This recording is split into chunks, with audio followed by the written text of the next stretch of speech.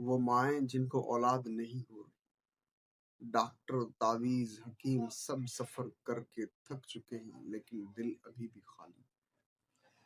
وہ مائیں جو سجدوں میں روتی ہیں، وہ مائیں جن کی خاموش آنکھیں اولاد کے لیے تڑپتی۔ آج میں آپ کو ایک ایسا وظیفہ بتانے جا رہا ہوں جن کو اولاد نہیں ہو رہی۔ وہ یہ وظیفہ اولاد دینے والی ذات اللہ کی، یہ بس ایک ذریعہ۔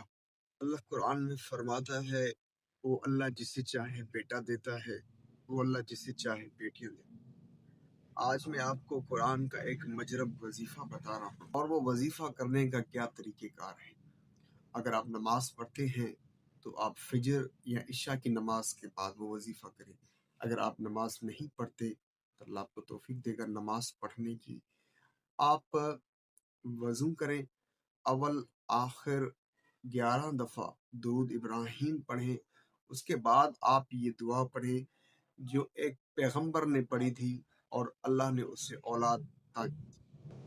یہ دعا میں آپ کو عربی میں بھی بتا سکتا ہوں، لیکن بعض اوقات ہمارے کچھ ایسے بھائی ہیں جن کو عربی میں پڑھنا نہیں آتا، سمجھ نہیں آتی، اس لیے میں یہ دعا اردو میں ٹرانسلیٹ کر کے آپ کو بتا رہا ہوں، آپ میرے ساتھ پڑھتے جائیں۔ یہ دعا حضرت ذکر علیہ السلام نے پڑھی تھی، جس سے اللہ نے اولاد، اور یہ وہ دعا ہے میں آپ کو بتا رہا ہوں۔ اے میرے رب مجھے اکیلا نہ چھوڑ، اور تو سب سے بہتر وارث ہے۔